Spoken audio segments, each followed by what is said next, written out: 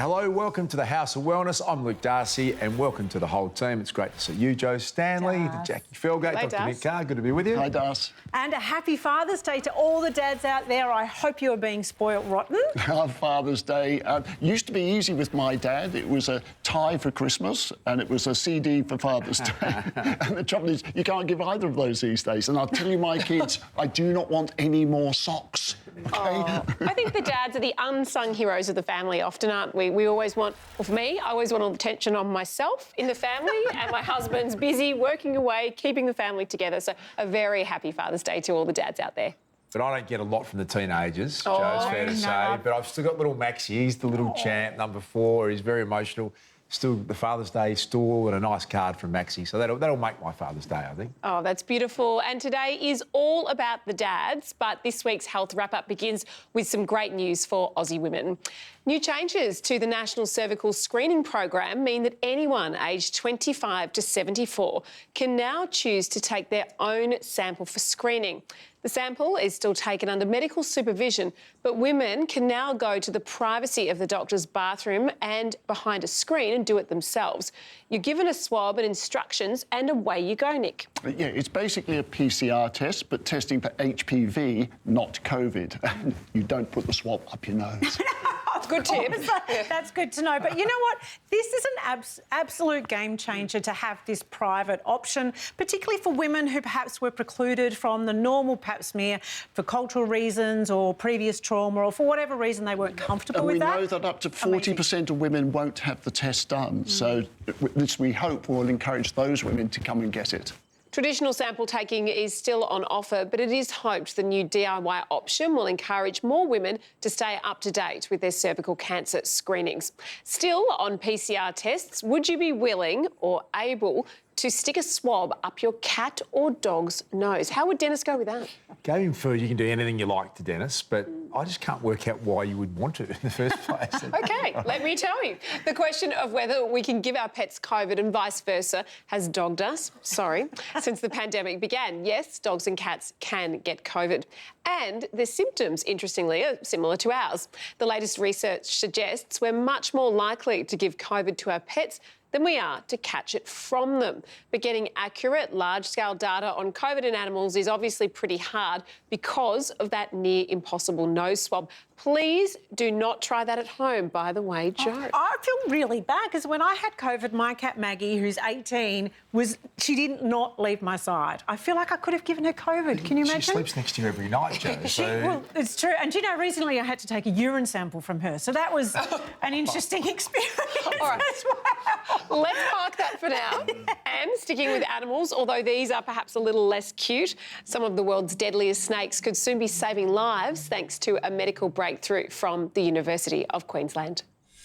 I've kind of always known that the venomous snake contains really potent molecules to be able to immobilise prey or as a defensive mechanism, but it was when I started working with Emeritus Professor Martin Lavin that I realised that they can also have potent activity on controlling blood clotting as well as blood clot breakdowns. So we're taking some venom proteins and delivering those to control bleeding after injury. So after injury, if it's a small injury, your body can rapidly control that bleeding. But after major, more traumatic injury, like a car accident or those military combat personnel, the injury is quite significant. And so we need to have more potent materials to be able to control that bleeding.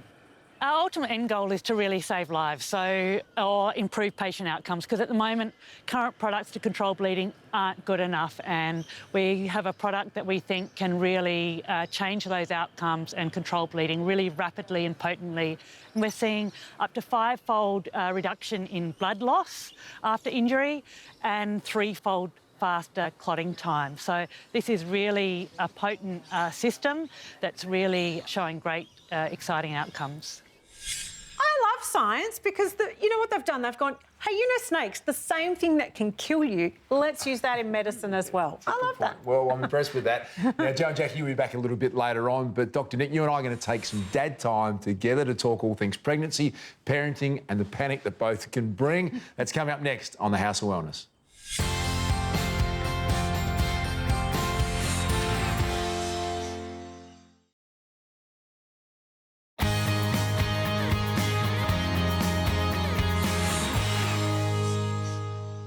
Well, Dr. Nick, I know you're a passionate father of 3 and I'm a father of 4, and I love talking about parenting, but I have to admit the idea of actually forming a group of dads I don't know feels really uncomfortable to me. It's not something that I would have done all that easily. Well, my youngest is 25, so it was a long time ago for me. And when I was a new dad, there was no such thing as dads groups. And so the groups I joined, they were all mums. And they were great, they were lovely women, but it was all that sort of breastfeeding and my continence issues. And that, so it really wasn't quite for me. But there is an important thing to me in messaging around sharing what good parenting looks like, and there's so many tips and hacks and messages to pass on that the idea of actually getting together, particularly dads with experience, you've got more experience than I have, it's a really worthwhile thing if we can achieve it, isn't it? Yeah, but I think your point is so important. We dads don't necessarily comfortably get together with men that we don't know, but as soon as we do and we start talking about this stuff, we find, oh, it makes a difference. It really helps. Sure does. And obviously the focus needs to be on the mum and the baby during this time, but there is a new generation of dads who are becoming a lot more hands-on. One man behind the surge to support new and expectant fathers. Welcome Dads Group founder Thomas Docking. Good to see you, Thomas. Thank you very much. Thanks for having me. Thanks for joining us. Thomas, you started Dads Group 8 or so years ago when you were becoming a dad yourself. Can you tell us about your experience then? Yeah, it was an interesting one. I was on a planned 2-year trip around the world with my wife, and we were on Hayman Island working away, and found out that we were going to have a baby. So we had to jump in a seaplane and fly over to the doctor at Airlie Beach and get it confirmed, and it was confirmed, which kind of freaked me out. And we know that men are often expected to feel really elated when they find out their partner's pregnant, but it's not always the case, is it? I think probably 99% of men are able to at least fake a smile, and that was me. I was just faking all this kind of excitement. There was a lot of excitement, but behind that smile was a freaked out guy, curled up in the corner going, what has my life turned into? I'm not ready for this. Well, my wife always talks about I didn't speak for 3 days when we found out we're having our 4th, me and Thomas, so I think my reaction didn't get easier as it continued. What are some of the emotions? You're talking to a lot of dads. What are some of the different emotions you hear? And we even hear some dads actually feel guilty at the start. Yeah, the spectrum of emotions is actually quite interesting. Speaking to thousands of fathers over the last, 7 or 8 years, you do hear people who, really can't connect with the concept of the transition to fatherhood. Some of the fathers who have been wanting this for so long, and so they actually are elated and they're so excited with their partner, which is a beautiful thing to see. And some who are just absolutely gobsmacked, and that can be 4 days, but it could be 4 months, and that's really. I guess it's a concern when it is a longer period of time because something needs to change there. They need some support. And you focus particularly on pregnancy through to the start of school years. Yeah, that's right. So why do you focus on that area so much? The reason was when we first started researching this space and looking at who has done some in-depth research into fathers in that perinatal period. And, you can define perinatal in multiple different ways, but essentially the way we define it is from that when you find out you're having a baby to about when the child's about ready to go to an institutional school. But the reason why we focus on that is the research demonstrated social connections for fathers and father figures in that period, they drop off the radar. So essentially you become statistically isolated for up to 4 or 5 years. Yeah, you talk about this thing called social poverty. Yeah. So what do you mean by that? Well, we look at poverty and economic poverty, and I've spent a bit of time in Africa and throughout different developing countries in Asia, and you look at what they have there and what they don't have, and you come back to a developed nation and you go, wow, we've got some great stuff. We're also missing out on some big stuff that they seem to have there. And I think when you talk about social poverty, you look at the isolation of our, arguably we are all relatively wealthy, but we still have this relative social isolation going on. You've all had those friends who are your friends and you realise that after years you haven't actually deeply shared with them, they're just in your network. And I think social poverty for me is identifying that, well, there's a depth to me and to other people, and if we go there, life becomes richer. Well, it's so important because we know that depression is actually much more common amongst Aussie men than we realised, and that rate actually rises after the child is born. So wonderful that you're doing this work. It's exciting to see the change, and that's what, one of the dads called us up, joined one of our programs last year, and he was actually from Victoria, and he said, I was desperate, and this program saved my life. He was in a place that was really dark, and today he's one of our, important ambassadors, sharing his story around connecting at a time when you feel like, the world might be a better place without you, which is never true. But it's a feeling that sometimes we have, and it needs to be addressed if it's addressed in a safe place with people who care, it changes lives. Such an important story. Yeah, really powerful, isn't it? We mentioned a national survey where a huge number of dads are feeling unsupported, disengaged by the health system as well, Thomas. And can you tell us, Dads Group operates in hospitals, and you're trying to expand from that, I believe? Yeah, so we've developed what we call our integrated model of care for fathers in the perinatal period. Massive mouthful, and essentially it's just looking at how do we better engage fathers. So how does the health system, the social services system work to support families in a more holistic way? So how do you look at a baby in the context of mum and dad? Or how do you look at a dad in the context of his partner and his child? And how do you actually help them, and where do they integrate or connect with the different health systems, social services systems, the hospital, all the affiliated kind of allied health services? When does a dad go for some health support? Maybe he goes to the chemist. Maybe he goes to the GP.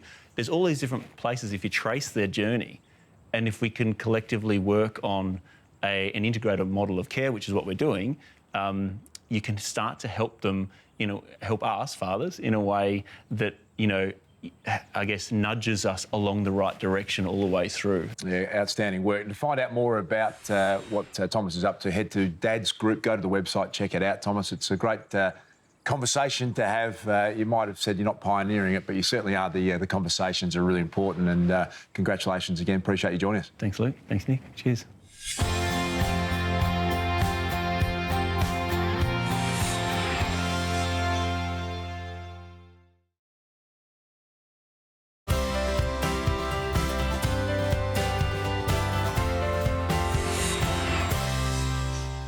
Well, Joe, this next segment really resonates with me. Father's Day can be somewhat bittersweet for those who've lost their dads in recent time, and Dad passed away nearly 2 years to the day, so I've been thinking about a lot when these milestones come around. I just feel so grateful I had such a beautiful relationship with him. I think it's a really interesting shift in times where we're more sensitive to these very special days on the calendar and how it can impact some people. It can be a bit painful for those who have lost a loved one.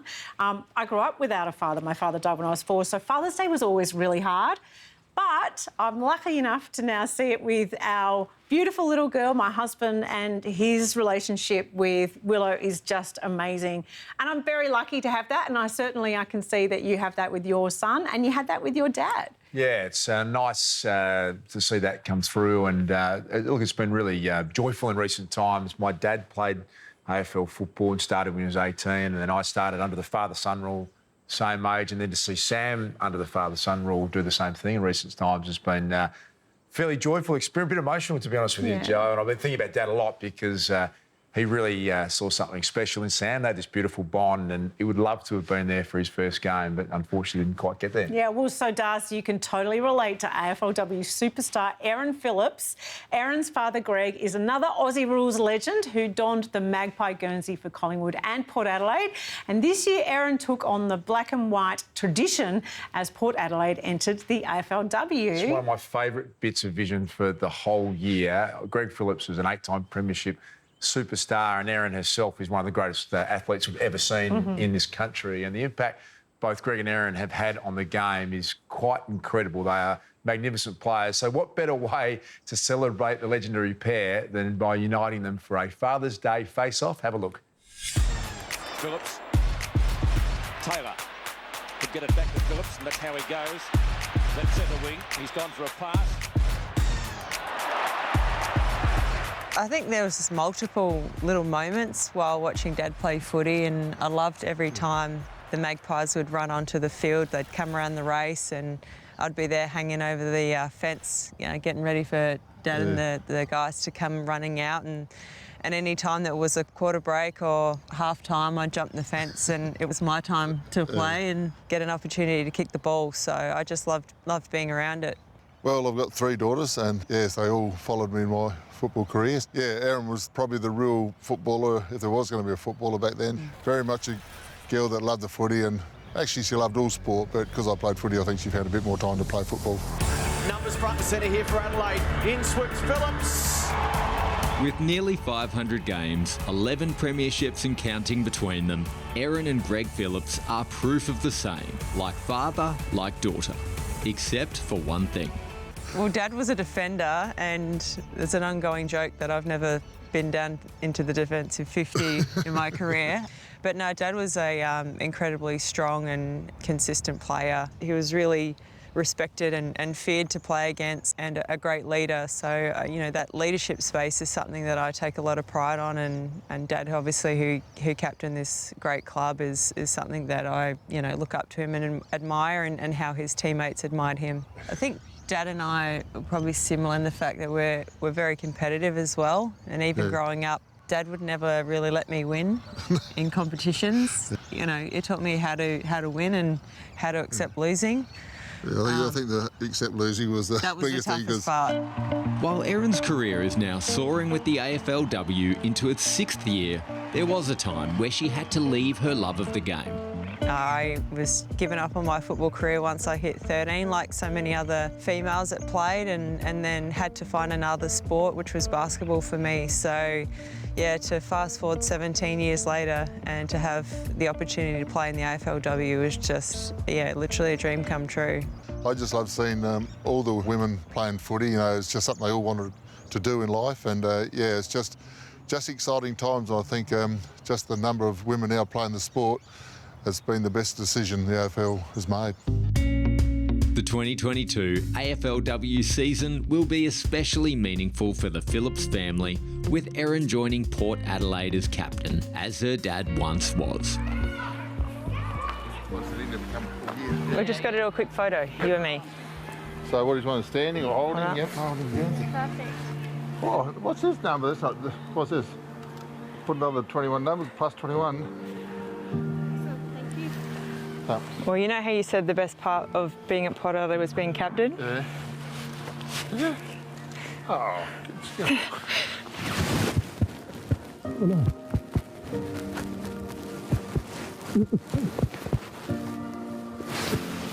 I don't get to wear the 22, but I get to wear the 1. Plus 21. Yeah. Oh, good girl. Would they vote that in?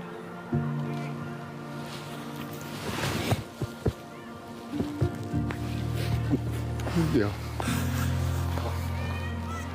This is a shot. Better show you're not too old. Pretty special, huh? Well done. Well done. Well, doesn't matter what number you were proud of you. Having just the experience of playing in a really professional side at the Adelaide Crows and bringing that success and knowledge here to Port Adelaide and to some girls that have obviously never played before. They're a very young group. But also I'm really excited because I feel very rejuvenated being around these young kids who are pushing me as well. So it goes both ways, and I'm very, very excited. Oh, look, I won't be giving her too much advice. Erin's been there and done that pretty well now. She's at that age, 35 or something like that now, that she's 37. 37. Oh my God. I'm trying to keep it down a couple of years. So anyway, no, the advice is just to enjoy it, and you know, because this is going to be just great memories, not only for her but for me and my family. Yeah, obviously really incredibly proud to play at this club, and obviously a club that you did all right at. You know, 8 flags, I think it was, so should have been 9. Yeah. Played in 9, won 8, so it wasn't 100%. So I know you get paid more than me. I'm just, yeah, really just incredibly excited and very, very honoured. You know, the Phillips name holds great weight here at this club, and you know, hopefully I can do it proud. Yeah. Get out and train. Come on, get in there. Go for a run. Oh, Das, that moment when Erin reveals to her dad that she's captain. Oh, what a beautiful bond they have, and you can see how proud he is. Well, the weekend is round 2 of the AFLW, and as luck would have it, Erin's team, Port Adelaide, takes on your club, the Western Bulldogs, Das. Yeah, season 7 of the AFLW has just been an incredible success, and the Phillips connection to have Erin come back. They tell me at 15 years of age she was the best player, boy or girl, in the country, and then didn't have an option to play AFLW because it wasn't around that time. Went on and became an Australian basketball champion, then came back, and it's an amazing story. And big things are expected from Erin always. She's the captain of Port this year, and I just love watching the AFLW Bulldogs run around as well, Joe. It makes me smile. Absolutely, and how awesome that for the first time every single AFL club has a women's team, and the hunger is so great that in that first round, the Hawks versus Bombers game was moved to Marvel Stadium. How good is that? Great story that is. The interest is brilliant. The girls' standard is fantastic. It's brilliant to watch. Plus, we're heading into the finals of the Men's League as well coming up. So, great Father's Day weekend of footy. Up next, why a trip to the friendly neighbourhood barber could be a key weapon in men's mental health. Back after this.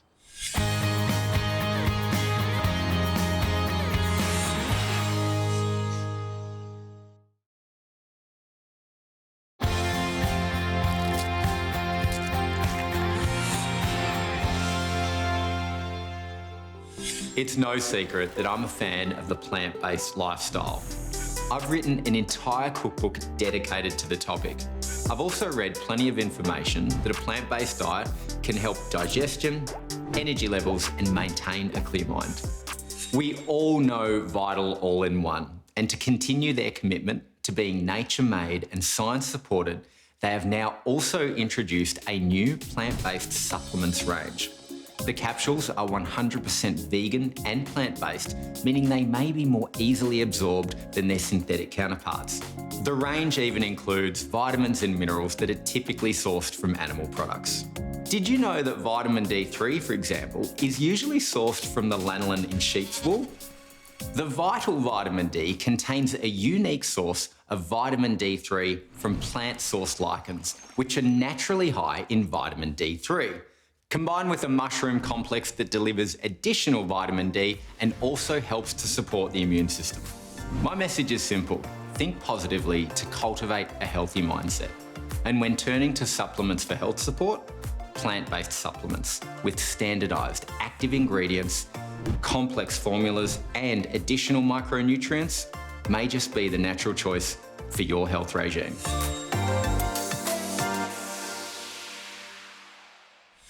Heinzie there putting the vegan into vitamins. Now, in your practice, Dr. Nick, have you seen an increase in people struggling with their emotional well-being? Yeah, well, there's no question about it, Joe. I mean, it's always been a huge problem for us in general practice. It's got much, much more so since COVID. And it's reflected in last year's census, where over 2 million Australians described mental health as a long-term problem. Well, you know, not to make light of it, but for me, it's always the little things that help me lift my mood. And if the sun is shining, things always seem to kind of feel not quite as bad. Yeah, well, you're absolutely right, Joe, because sunlight is one of the best ways of feeling good. And it helps trigger the release of serotonin, one of our feel-good hormones. And sunshine's also involved with vitamin D and melatonin, both of which are also involved in mood. Well, the stats surrounding men's mental health are also sobering. Victoria is on a mission to halve suicide rates by 2025. 4 out of 5 of the state's suicides are male.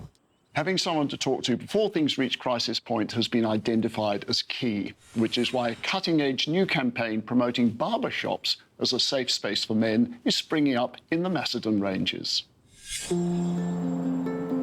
Curtis Barry runs a barbershop in Gisborne's Macedon Ranges, just north of Melbourne. Over the course of doing hundreds of haircuts, he's heard just about every problem anyone can have. We've always been called cheap psychiatrists in a way, so I feel like it's always a safe zone for people to come. And I feel like, you know, us as barbers, we can kind of gauge and see if people are feeling off. What are you looking for today, mate? I was thinking, mate, just a skin fade on the sides, a little bit off the top and just a little bit off the back, please. Yeah, sweet.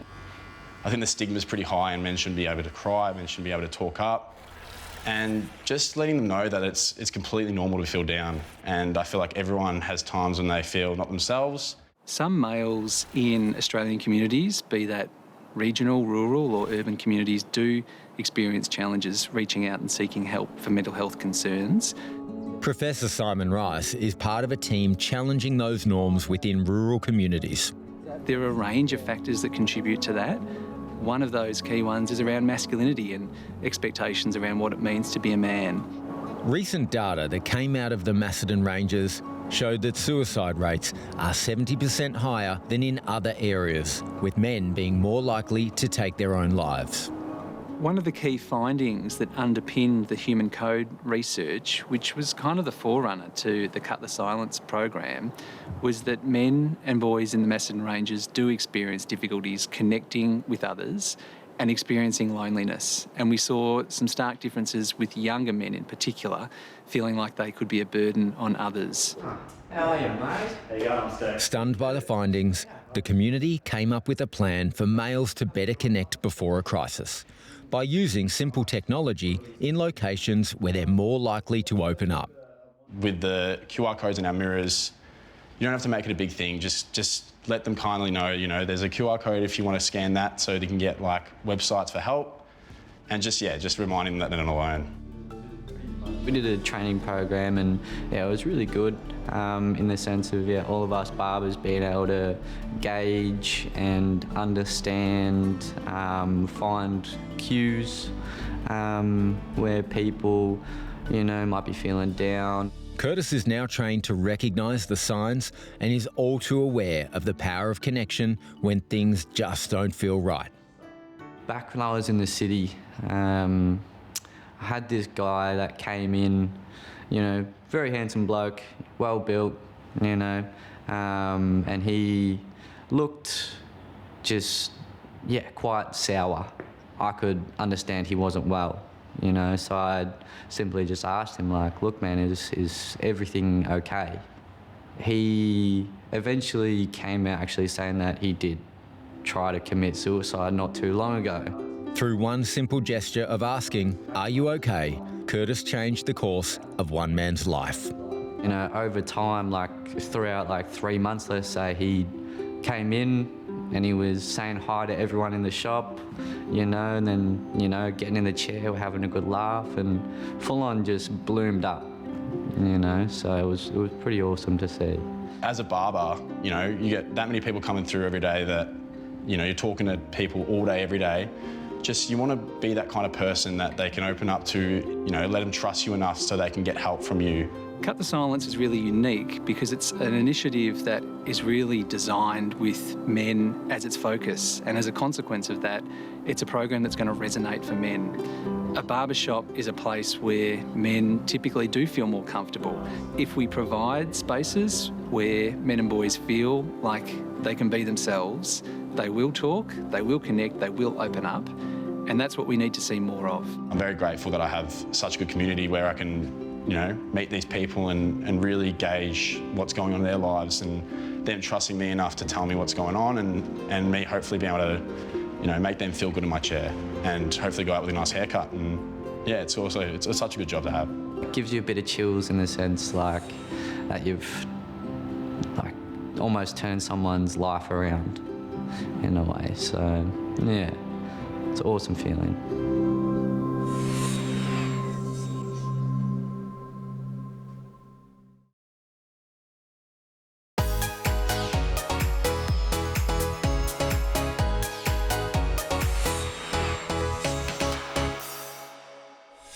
Now, we all have hair in places we'd rather not, but this looks different for everyone. When it comes to hair removal, I think it's all about taking the chore out and bringing the pamper back in. And I have a little secret to help. Nair Bladeless Shave Rosewater. Infused with natural ingredients like rosewater, this cream dissolves the hair under the skin's surface, and it actually lasts longer than shaving. Working its magic in minutes, the skin is left smooth, moisturised, and completely stubble-free. The Nair Bladeless Shave Rose Water is easy and convenient to use on your arms, underarms, legs and bikini areas. And the best bit is there's no need to worry about pesky nicks, razor burn or those nasty ingrown hairs. Follow the on-pack directions for use.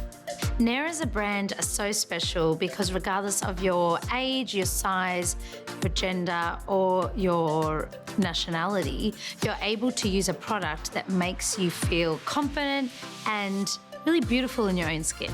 And with summer around the corner, it is really now the time to wake up and smell the roses.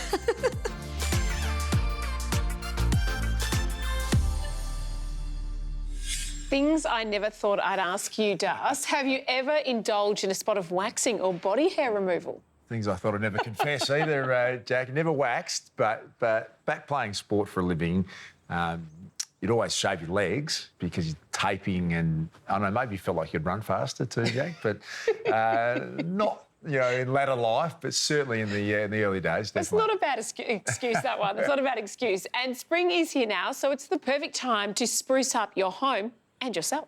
Well, spring also represents the big sneeze time of year for many. All the pollen and the allergies let loose, which is not the best news if you suffer hay fever or asthma, Jackie. Almost 3 million Australians suffer from some form of asthma, but despite it being so common, there's still a lot of myths and misinformation about it. Yeah, to clear the air when it comes to the facts about asthma, we turn to our doctors past and present. Have a look. Hi and welcome to Medicine Past, Present and Future. My name's Dr. Nick and I'm the past. And my name's Dr. Isabel and I'm the future. And together, we're the present. Now, asthma is one of the commonest diseases suffered by about 1 in 9 Australians, and it has no cure. It seems to be becoming more and more common all the time. So, Dr. Nick, is asthma a disease of the modern era? That's a great question, Dr. Isabel.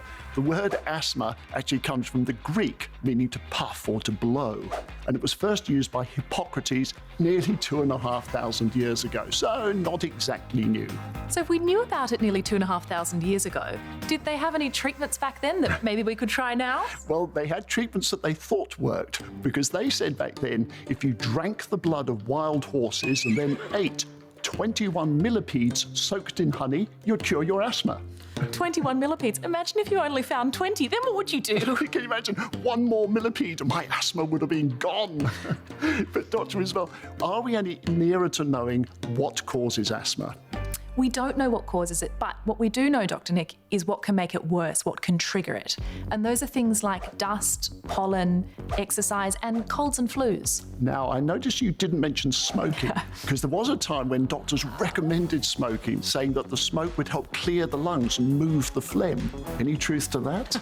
Well, it's certainly not what we recommend these days. In fact, smoking is a major trigger for asthma as well. And even having someone in the house who smokes and brings that in their clothes can exacerbate an asthma attack. So what's the best treatment for asthma these days? Right, so these days we use puffers and inhalers to treat asthma. However, as doctors, what we often find is that people don't know how to use them correctly. So, Dr. Nick, I think you might have something for us today.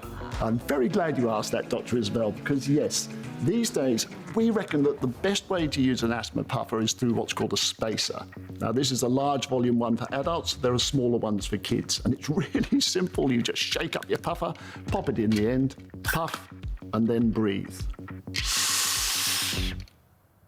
And that's your treatment. So, Dr. Isabel, if asthma makes your breathing so difficult, does that mean it's the sort of thing that people can't play sport or they can't be singers?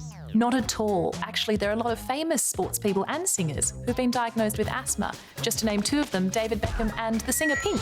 And in fact, exercise is really important for asthmatics because it makes the lungs work and keeps them healthy. But you may need to go to your doctor and develop what's called an asthma management plan in order to know how to do this safely. And you also may need to use your puffer before your exercise. Exercise is good for you no matter how bad your asthma is. In fact, Dr. Nick, it's pretty good for you even if you don't have asthma. OK, Dr. Isabel, how about we go for that power walk then? On these shoes, Dr. Nick? Oh, come on. All right.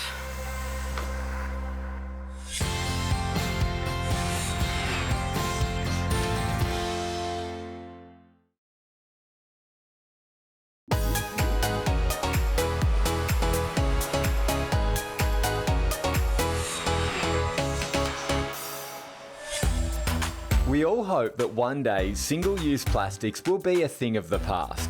But for now, they're not always easy to avoid. So to make sure you're buying the most recyclable plastics you can and disposing of them correctly, it's a good idea to learn what these little numbers actually mean.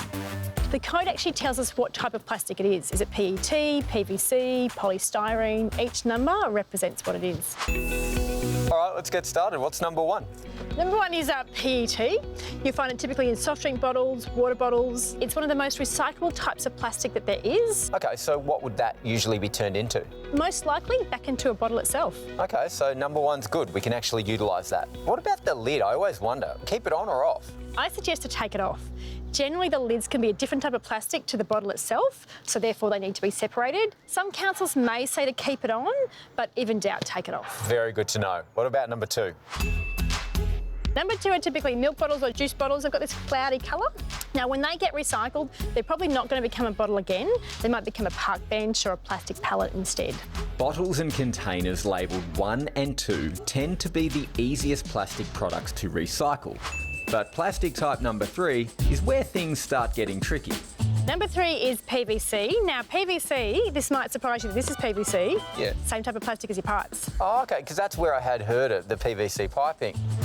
PVC contains chlorine-based chemicals that make it stronger and more durable. And while this might make it handy for plumbing, it's best to avoid the number 3 at the supermarket.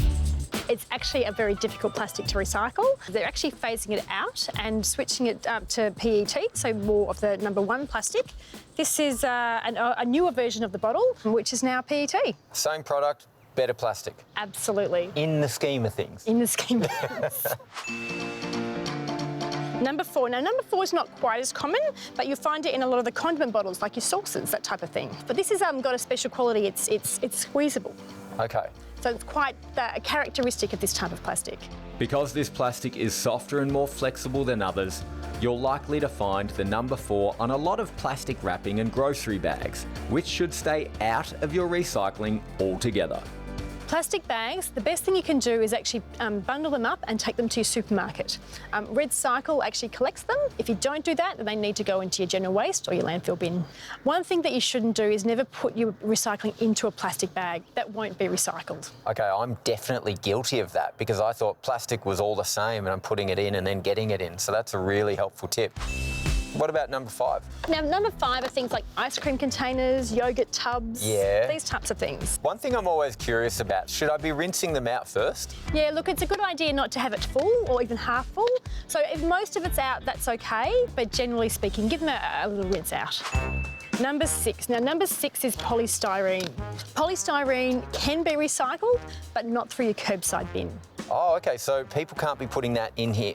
No, no, no. The trouble with polystyrene is it's quite a light material. If you want it recycled, it's often done at drop-off points, and they'll actually compress it back down, take out the air, and then they'll send it away to be recycled. Obviously, polystyrene is on the really bad end of the spectrum. How do we avoid using it? Well, look, classic is if you're buying meat from the butchers, just get it in a plastic bag, or you can take your containers to the butchers and not have any plastic at all. All right, so that's 1 to 6. Is there a 7 and beyond? Yeah, look, there is a 7. 7 is the last number. 7 is other. Hang on, so 7 is everything else. 7 is everything else. So it could be a degradable plastic, it could be a compostable, and there's 20 or 30 different types of plastics in that category. I'm feeling like because that's an everything else, that's going to be really hard to recycle. Typically, it's not taken into your council recycling bins. It's interesting that you mention councils because they vary in what they can and can't recycle. Is that right? They do. So if you want to be sure about what will be recycled, just jump onto your council website. They've really got great information. I'll never do the plastic bag thing ever again. Thank you. Can't believe I did that. I think we all agree that we try to do our best about reducing food waste to help the planet and the budget. Well, the global organisation, the Institute of Food Technologists, say one simple solution is to scrap use-by-date labels. They reckon those dates increase the amount of perfectly good food that gets thrown away unnecessarily by supermarkets and at home. What do we think about that? Well, I absolutely love this. I never take much notice of those dates anyway because I'm a mum. I just smell it. That's what mothers do, don't they? But yoghurt is perfectly fine for ages after the use-by date.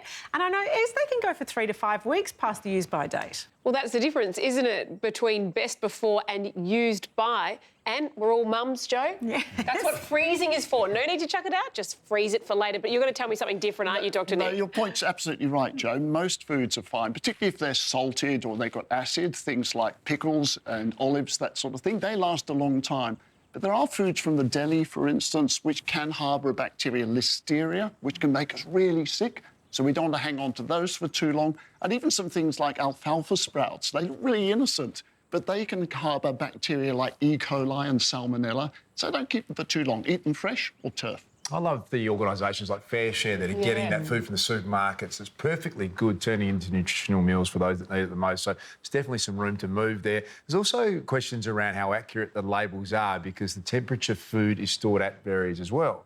Absolutely, that makes perfect sense. So the Global Food Institute is suggesting a change to labels that say best before, often good after, which is a really great idea. I like that term, sounds brilliant. That's all we have time for today. Thanks for joining us again. Gerald Quigley will be joining me for the House of Wellness radio show on Sunday. And check out the House of Wellness website for more info on anything you've seen on the show and plenty more. Thanks as always to our great friends at Chemist Warehouse. Bye for now.